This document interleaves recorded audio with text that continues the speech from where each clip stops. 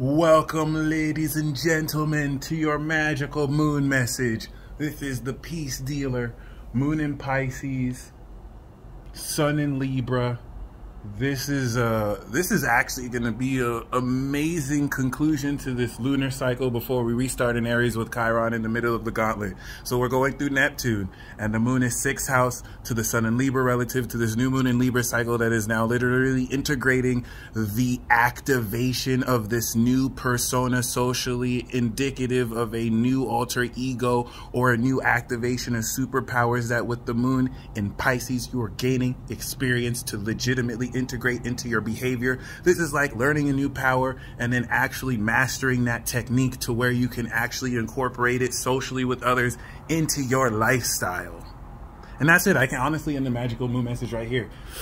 It's just once we step into that full moon, you're completing an understanding of your own individuality as someone who has mastered new abilities. For example, let's say you were Peter Parker and then you got bit by the spider and now you became Spider-Man, and now you were practicing how to use your abilities as Spider-Man, and now this moon in Pisces, you already had that montage scene, moon in Sagittarius, opening up the attitude. Now you had the moon in Cap, moon in Libra, where it's no longer a game. You actually had to save someone as Spider-Man, not Peter Parker, as Spider-Man. Now we're coming into the full moon in Aries, which is your understanding of yourself as Peter Parker is totally different because you Spider-Man now. And now you know with great power comes great responsibilities. That's what you're stepping into. But before then, we got the moon in Pisces transit that's going to make you receptive moon to the divine Pisces or the metaphysical Pisces or unseen, abstract, extra dimensional pertaining to outside of this dimension phenomena Pisces, with Neptune that's going to intuitively align you to this transcendent sense of your alter ego or of your social self or of the classic mastered individualization of your character. First and foremost, shout out to the real men in this world. There are not a lot of you out here, unfortunately, but shout out to the real men in this world who are walking their talk and are not too manly or too cool to know what their fucking rising sign is. In the great words of Vin Diesel, you don't know your rising sign, bro? It's actually very disgusting. Given that I've been doing this for 9 years, one thing that this community needs are men in their power, actual male role leaders who aren't using the charts to hit on women or to try and basically do some selfish shit. It's unfortunate that millions of men still think that this is just for women, that millions of men think this is pseudoscience, that there's no merit to understand this, when we need real leaders in this community. And unfortunately, most of these men would rather just play fantasy football, but make fun of women who actually know their chart. Okay, I've seen certain men actually have the audacity to say that Megan Fox is less attractive because she knows her partner's sun, moon, and rising, and that he has a stellium in Pisces. Whole time this nigga looking at her stupid like she don't know what she talking about. That's not funny. That's not funny at all. Like there are so many capable men in this world who are skilled that don't even know their rising sign. That's not cool. It's not cool to normalize not knowing who you are. It's not cool to act like you're scientific, but you can't rationally debunk astrology. Every single person who doesn't believe in astrology, ask them, what is the significance of the Tropic of Cancer and Capricorn and its relation to the sun's ecliptic? And when they say, duh, then you know you're fucking with an idiot. And I just want to shout out to all you feminines, all you divine feminines, all you women who have held it down. The reason why I'm good at what I'm doing is that when I practice, I couldn't go to the men because they're like, oh, that's for the bitches. That's for the bitches. I don't believe in astrology. It was you women who were open-minded. Even some of you that didn't even know what the fuck your sun, moon, and rising were, you were still open to understand. And that really helped me. That really gave, I mean, 80% or 70% of the people who watch me are women. So most of the support I've gotten here have been from the queens and the goddesses, and I got you. Okay, so just keeping that in mind, Shout out to the few of you men who are showing up. It's not all these men out here acting stupid. There are a good number of you men who are showing up, and even if you don't do astrology, you're doing your own thing, and we see you out here. So other than that, Moon in Pisces is making you receptive to the divine connection that reminds you of the illusion of separation, and reminds you that separation is an illusion, and that the interrelated parts are all connected in one whole.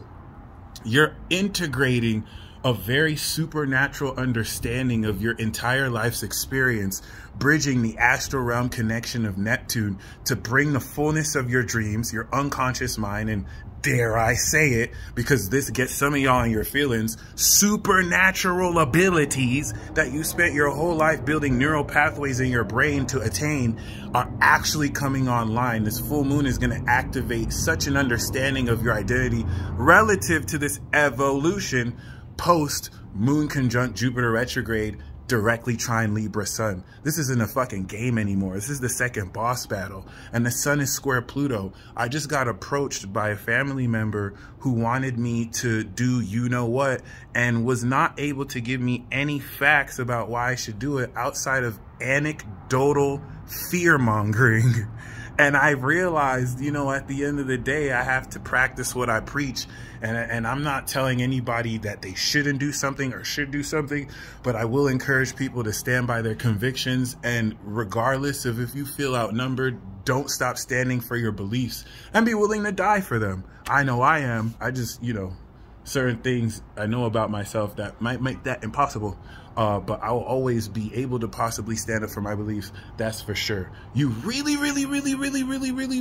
want to take time within, tap into the energy around you, and be in a receptive position or receptive place in your soul to really let the universe and the divine speak to you through inferences, through opposing viewpoints and ideas. Sometimes your resistance to ideas you don't agree with are what's blocking you, because when you accept that, you see in the falsity of what you don't believe how much more you're correct, instead of just blocking it and not seeing how that can complete, because we're still all connected in a certain sense. The moon is also going to be squaring the nodes, and this is going to unveil more truth in where destiny is heading your mind and thus your body and soul in this spiritual war. But it's really a war. I'm not gonna call it spiritual, it's really a war.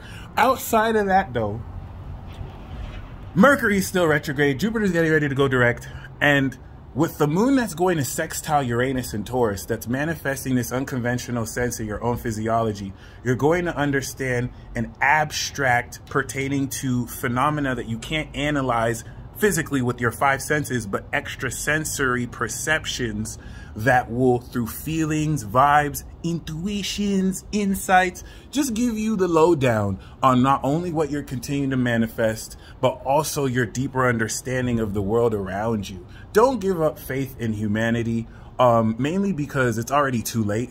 And we're beyond the path, we're beyond the state of having faith or not having faith. Have faith in yourself. This is the revolution of the individual. And the best thing you can do for anyone else is to be fully 100% you. And not give in to false narratives around what identity politics seek to put you in a box. You transcend that box. And the moon in Pisces is going to remind you of that. But I just want to remember, the sixth house aspect to the sun in Libra is behavioral. It's sixth house. It's lifestyle routine energy. Forget the energy. It's just a lifestyle routine dynamic. And so concerning this activation of the cycle and your awareness of interacting socially with others, you're coming into an integration of the cumulative, full, total, holistic experience, and how you integrate that social dynamic into not only your behavior, but how you express that behavior collectively with everyone else. Allow people to get you fucked up. Allow people to not understand you.